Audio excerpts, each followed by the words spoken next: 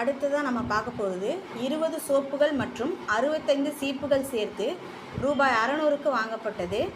65 சீப்புகளின் சராசரி விலை வந்து 5 ரூபாய் எனில் சோப்புகளின் சராசரி விலை என்ன அப்படின்னு கேட்டிருக்காங்க.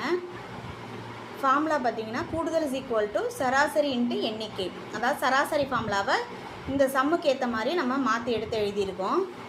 இப்போ இதில் என்ன கொடுக்கப்பட்டிருக்கு அப்படின்னு பார்த்தீங்கன்னா 20 சோப்புகள் மற்றும் 65 சீப்புகள் சேர்த்த மொத்த விலை 600 ரூபாய்னு கொடுத்துருக்காங்க. 65 சீப்புகளின் சராசரி விலை 5 ரூபாய் அப்படின்னு கொடுத்துருக்காங்க. சோப்பு சீப்புகளின் மொத்த விலை வந்து 600 ரூபான்னு கொடுத்துருக்கும்போது நம்ம சீப்புகளோட மொத்த விலையை என்ன பண்ணணும் அப்படின்னா நம்ம கண்டுபிடிக்கணும். அப்போ சீப்புகளின் மொத்த விலை இஸ் ஈக்குவல் டு சீப்புகளின் எண்ணிக்கை இன்ட்டு சராசரி, அதாவது சராசரி ஃபார்முலா. அந்த கூடுதல் இஸ் ஈக்குவல் டு சராசரி இன்ட்டு எண்ணிக்கை, அந்த ஃபார்முலாவை யூஸ் பண்ணுறாங்க. இங்கே மொத்த விலை அப்படிங்கும்போது இதை கூடுதலை குறிக்கும்.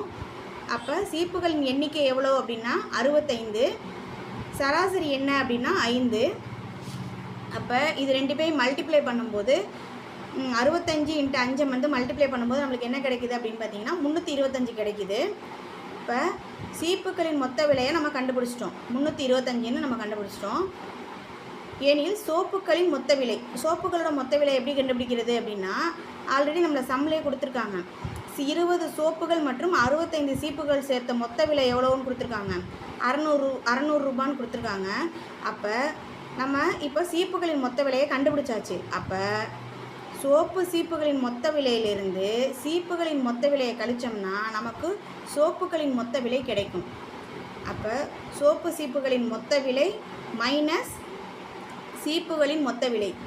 அப்போ 600 மைனஸ் 325 அப்படின்னு போடும்போது நமக்கு என்ன கிடைக்குது, சோப்புகளின் மொத்த விலை 275 ரூபான்னு கிடைக்குது. இப்போ கொஸ்டினில் என்ன கேட்டிருக்காங்க அப்படின்னா சோப்புகளின் சராசரி விலை என்ன அப்படின்னு தான் கேட்டிருக்காங்க. அப்போ ஒரு சோப்பின் சராசரி விலையை நம்ம எப்படி கண்டுபிடிக்கிறது அப்படின்னா அதோட மொத்த விலையிலிருந்து டிவைடட் பை அதோட எண்ணிக்கையை வந்து நம்ம என்ன பண்ணணும், வகுக்கணும். அப்போ 275 டிவைடட் பை 20 சோப்புகள், ஏன்னா 20 சோப்புகள் தான் நம்மளுக்கு என்ன கொடுத்துருக்காங்க, சம்பளையே 20 சோப்புகள் தான் கொடுத்துருக்காங்க. அப்போ 275 20ஆல் வகுக்கும்போது நமக்கு எவ்வளோ கிடைக்குது, 13 ரூபாய் 75 பைசா கிடைக்குது. அப்போ ஒரு சோப்போட சரியான விலை என்ன அப்படின்னா 13 ரூபாய் 75 பைசா. இப்போ சரியான விடை 13 ரூபாய் 75 பைசா. இப்போ நம்ம பார்க்க போகிறது ஒரு படகில் பயணிக்கக்கூடிய 7 பயணிகளின் சராசரி எடை 46 கிலோகிராம். படகுடன் சேர்த்து அவர்களது சராசரி எடை 60 கிலோகிராம் எனில் படகின் எடை என்ன? இப்போ இதோட ஃபார்முலா என்ன அப்படின்னு பார்த்தீங்கன்னா கூடுதல் இஸ் ஈக்குவல் டு எண்ணிக்கை இன்ட்டு சராசரி. இப்போ இதில் என்ன கொடுக்கப்பட்டிருக்கு அப்படின்னு பார்த்தீங்கன்னா பயணிகளின் மொத்த எடை இஸ் ஈக்குவல் டு பயணிகளின் எண்ணிக்கை இன்ட்டு சராசரி எடை. அதாவது பயணிகளோட மொத்த எடை அப்படிங்கிறது வந்து இதில் கூடுதலை குறிக்கும், எண்ணிக்கை அப்படிங்கிறது பயணிகளின் எண்ணிக்கையை குறிக்கும், சராசரி அப்படிங்கிறது சராசரி எடையை குறிக்கும். இப்போ இந்த கூடுதல் ஃபார்முலா வச்சு நம்ம இந்த சம்முக்கு ஏற்ற மாதிரி இதை மாற்றி எழுதியிருக்கோம். பயணிகளின் எண்ணிக்கை எவ்வளோன்னு கொடுத்துருக்காங்க அப்படின்னா 7.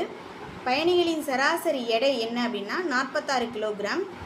படகுடன் சேர்த்து அவர்களது சராசரி எடை என்ன அப்படின்னா 60 கிலோகிராம் அப்படின்னு கொடுத்துருக்காங்க. இப்போ மொத்த எடையை கண்டுபிடிக்கணும், அதாவது 7 பயணிகளின் மொத்த எடையை கண்டுபிடிக்கணும். அதுக்கு நம்ம ஆல்ரெடி எழுதி வச்சுருக்கோம்.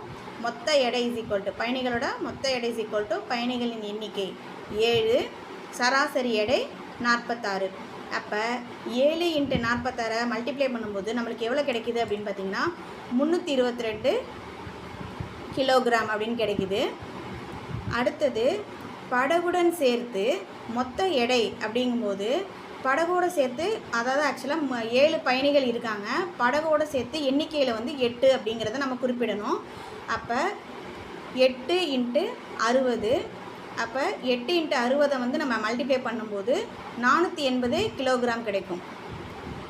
ஏன்னா படகுடன் சேர்த்து அவரோட சராசரி எடை என்ன 60 கிலோகிராம்னு கொடுத்துருக்காங்களா, அதனால தான் 8 இன்ட்டு 60 நான் மல்டிப்ளை பண்ணுறேன். நம்மளுக்கு என்ன ஆன்சர் கிடைக்குது அப்படின்னா 480 கிலோகிராம் கிடைக்குது. இப்போ நம்ம கொஸ்டினில் என்ன கேட்டிருக்காங்க அப்படின்னா படகின் எடை என்ன அப்படின்னு கேட்டிருக்காங்க. அப்போ படகின் எடைனா என்னென்னா படகுடன் சேர்த்த மொத்த எடையிலிருந்து 7 பயணிகளின் மொத்த எடையை நம்ம மைனஸ் பண்ணும்போது நமக்கு படகின் எடை கிடச்சிரும். அதுதான் நான் இங்கே ஃபார்முலாவாக எடுத்து எழுதியிருக்கேன். படகின் எடை இஸ் ஈக்குவல் டு படகுடன் சேர்த்த மொத்த எடை மைனஸ் பயணிகளின் மொத்த எடை அப்படின்னு எடுத்து எழுதியிருக்கேன். இப்போ 7 பயணிகளின் மொத்த எடை என்ன அப்படின்னா 322. படகுடன் சேர்த்து மொத்த எடை என்ன அப்படின்னா 480. அப்போ 480லேருந்து 322 கிலோகிராம் நம்ம வந்து மைனஸ் பண்ணோம் அப்படின்னா படகின் எடை 158 கிலோகிராம் அப்படின்னு நம்மளுக்கு கிடைக்குது. இப்போ சரியான விடை 158 கிலோகிராம். அடுத்ததாக நம்ம பார்க்க போகிறது 3 எண்கள் 3:5:6 என்ற விகிதத்தில் உள்ளன. அவற்றின் சராசரி 28 எனில் மிகப்பெரிய எண்ணின் மதிப்பு என்ன? இப்போ இதோட ஃபார்முலா பார்த்தீங்க அப்படின்னா கூடுதல் இஸ் ஈக்குவல் டு சராசரி இன்ட்டு எண்ணிக்கை. இதில் என்ன கொடுக்கப்பட்டிருக்கு அப்படின்னு பார்த்தீங்கன்னா அந்த எண்கள் அப்படிங்கும்போது 3 எண்களை குறிக்கும். அந்த 3 எண்கள் என்ன அப்படிங்கிறத நம்மளுக்கு தெரியாது. அதனால் நம்ம என்ன பண்ணுறோம் அப்படின்னா அதை 3x 5x 6x அப்படின்னு எடுத்து எழுதிக்கிறோம்.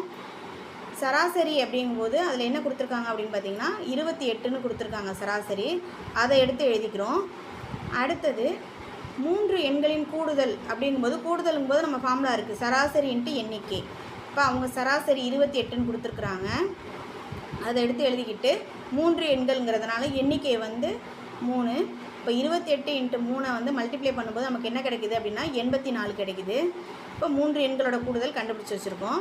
இப்போ விகிதங்களின் கூடுதல் அப்படிங்கும்போது விகிதங்கள்னு நம்ம என்னென்ன எழுதியிருக்கோம் அப்படின்னு பார்த்தீங்கன்னா 3x 5x 6x. அப்போ அதோட கூடுதல் என்ன அப்படின்னு பார்த்தீங்கன்னா 14xன்னு நம்மளுக்கு கிடைக்குது. இப்போ மிகப்பெரிய எண் எப்படி கண்டுபிடிக்கிறது அப்படிங்கிறத நான் இப்படி எடுத்து எழுதியிருக்கேன். மிகப்பெரிய எண்ணின் மதிப்பை காண்றதுக்கு அந்த 3 எண்களில் மிகப்பெரிய எண் எந்த 3 எண்களில் நம்ம இப்போ எழுதியிருக்கோம்ல 3x 5x 6x இதில் மிகப்பெரிய எண் என்ன அப்படிங்கிறத கண்டுபிடிக்கணும். அது மிகப்பெரிய எண் என்ன அப்படின்னா 6x. அதை எடுத்து எழுதியிருக்கேன். டிவைடட் பையில் என்ன வரும் அப்படின்னு எழுதியிருக்கேன். விகிதங்களின் கூடுதல் என்ன அப்படின்னா 14x. அப்போ 6x டிவைடட் பை 14x வந்துருச்சு. இன்ட்டு 3 எண்களின் கூடுதல் அப்படின்னு எழுதியிருக்கேன். 3 எண்களின் கூடுதல் என்ன அப்படின்னு பார்த்தீங்கன்னா 84 நம்ம கண்டுபிடிச்சி வச்சுருக்கோம். அதை எடுத்து எழுதியாச்சு 84. இப்போ இந்த எக்ஸை டேரெக்டாக அடிச்சிடலாம். இப்போ இது 2ஆம் வாய்ப்பாட்டில் அடிக்கும்போது 3 2 6 7 2 14. இப்போ 84யும் 3ஐயும் மல்டிப்ளை பண்ணோம் அப்படின்னா நம்மளுக்கு என்ன கிடைக்கும் அப்படின்னு பார்த்தீங்கன்னா 252 டிவைடட் பை 7ன்னு கிடைக்கும். இப்போ 7ஆம் வாய்ப்பாட்டில் இது வந்து அடிக்கும்போது 3 7 21 பாக்கி 4 6 7 42. அப்போ மிகப்பெரிய எண்ணின் மதிப்பு நம்மளுக்கு என்னது 36ன்னு கிடச்சிருது. இப்போ சரியான விடை 36.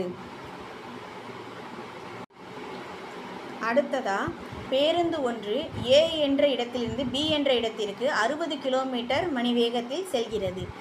பின் மீண்டும் பியிலிருந்து ஏக்கு 40 கிலோமீட்டர் மணி வேகத்தில் திரும்புகிறது எனில் பேருந்தின் மொத்த பயணத்தின் சராசரி வேகம் என்ன அப்படின்னு கேட்டிருக்காங்க. இதில் வந்து ஃபார்முலாவில் சராசரி வேகத்தோட ஃபார்முலா எடுத்து எழுதியிருக்கோம். சராசரி வேகம் is equal to 2xy divided by x + y. இதில் x அப்படிங்கிறது என்ன, y அப்படிங்கிறது என்ன அப்படின்னு எடுத்து எழுதியிருக்கோம். இதில் x அப்படிங்கிறது ஏயிலிருந்து பிக்கு சென்ற வேகம், y அப்படிங்கிறது பியிலிருந்து ஏக்கு சென்ற வேகம். இப்போ x அப்படிங்கிறது கொடுக்கப்பட்டுள்ளதில் ஏயிலேருந்து பிக்கு சென்ற தூரம் எவ்வளோ அப்படின்னா 60 கிலோமீட்டர் மணி வேகம்.